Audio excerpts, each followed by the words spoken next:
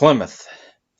Established in 1928, Plymouth became one of the best-selling divisions of Chrysler Corporation, making automobiles that were popular in both popular culture and especially during the muscle car era.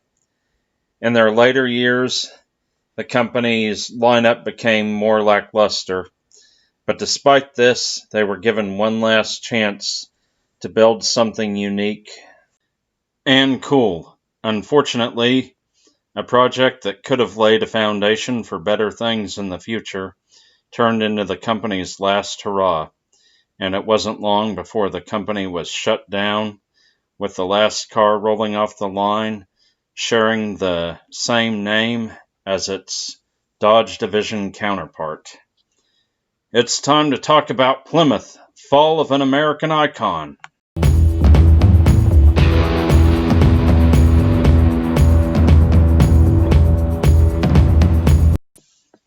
So, full disclosure to start with, you may not always see photos of Plymouths that match the year or the era I'm talking about because I may not have any from those years, and I don't like to use photos off the internet any more than I have to. I use my own photos as much as possible. So like I said, the first Plymouth automobiles were released in 1928. It quickly became one of the best-selling divisions of Chrysler. The other notable divisions besides Chrysler itself were Dodge and DeSoto at the time. Amazingly enough, the military used a 1942 Plymouth, that's right, a 1942 Plymouth, to transport the plutonium core for the first atomic bomb, which was tested and exploded in New Mexico at the Trinity site. They didn't have any special vehicles to transport it at the time, so they just used a 1942 Plymouth. By special vehicles, I mean heavy-duty armored trucks, I guess. Anyway, the 1958 Plymouth Fury would eventually become something of a cultural icon. When you see a red 1958 Plymouth Fury, you know it's meant to represent Christine, the killer car in the movie based on the Stephen King novel. In the 60s and 70s, Plymouth would go on to build a number of cars that have become highly collectible classics, such as the Roadrunner, the GTX, the Plymouth Barracuda, especially the Hemi-Cuda version. And it also had a number of cars that were just popular with consumers not interested in muscle. The Plymouth Duster was also a popular car. In fact, it's my understanding Plymouth usually outsold Dodge until about the 70s, which was when things started to go downhill.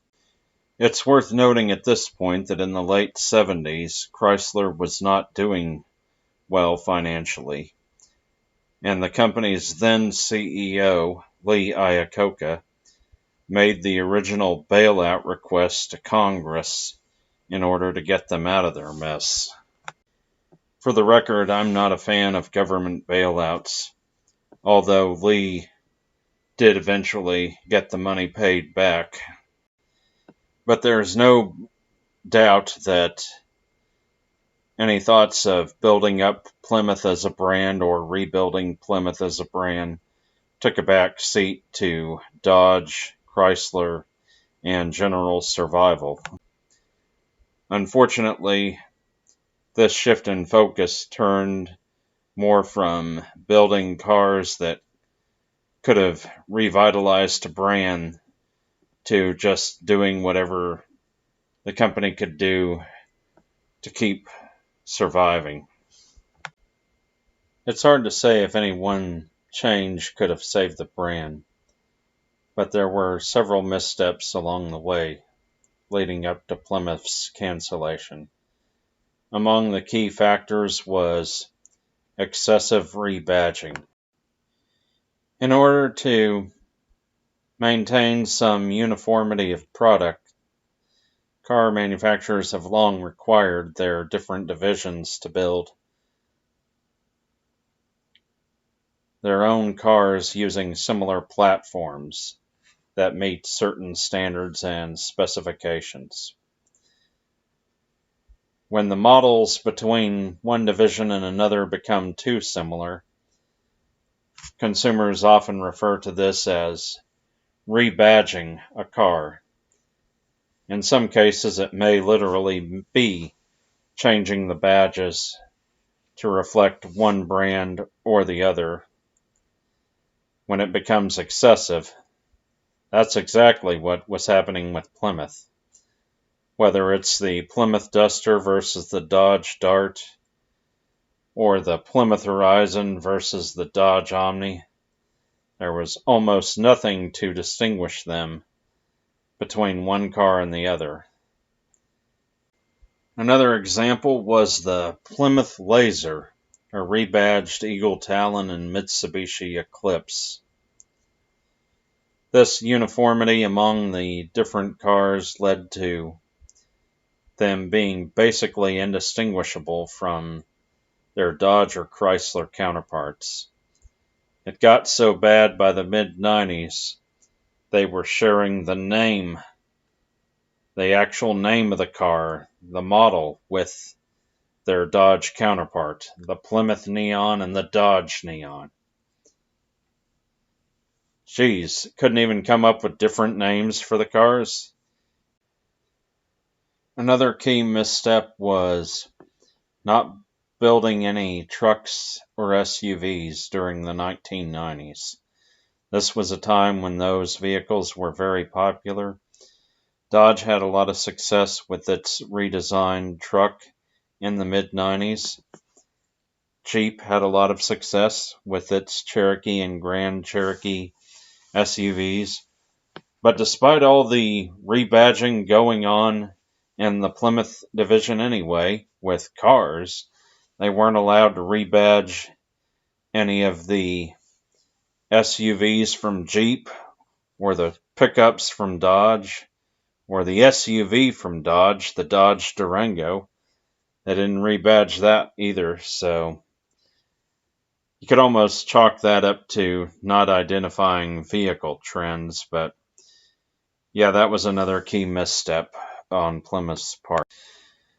Now, despite offering one of the most boring jobs in the industry for automobile designers for the better part of 2 decades, Plymouth was given one last shot at building something unlike anything they had done before from the ground up.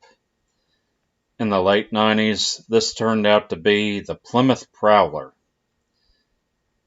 As you can tell, it's definitely different than a lot of automobiles. It's a 2-seater, but it had its shortcomings. It only had a V6.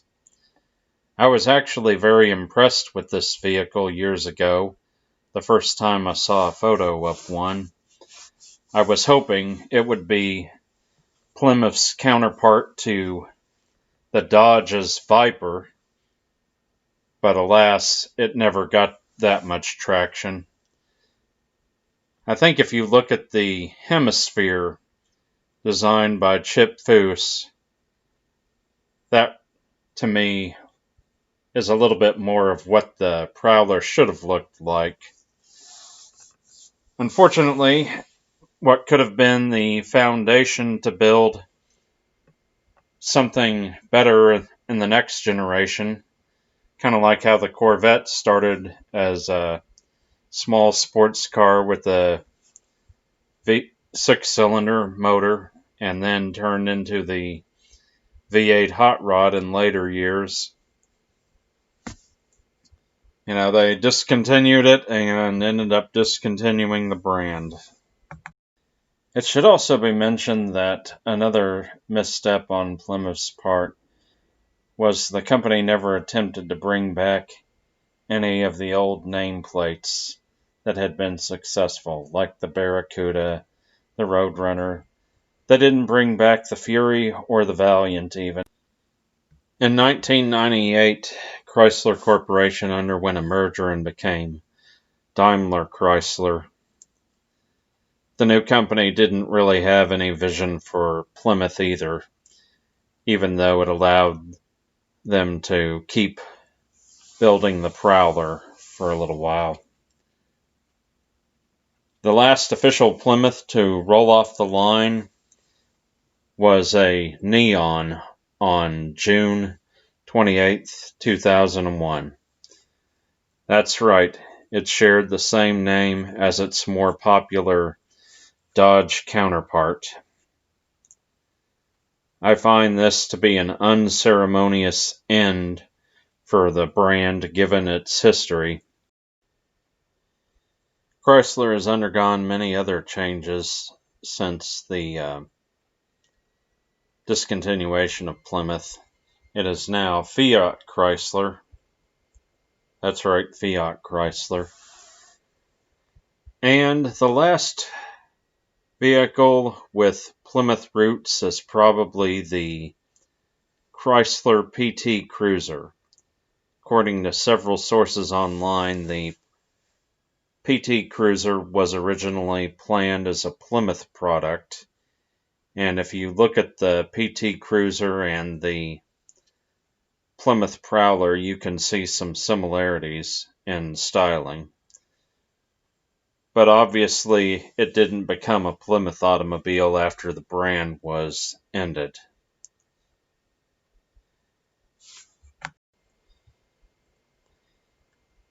Reportedly, one of the most famous people to have owned a PT Cruiser is Supreme Court Justice John Roberts. But I don't know whether or not he still owns one, and it's quite possible those will disappear from the road before too much longer. Thank you for watching. Please click like and subscribe if you enjoyed the video. Have a good day.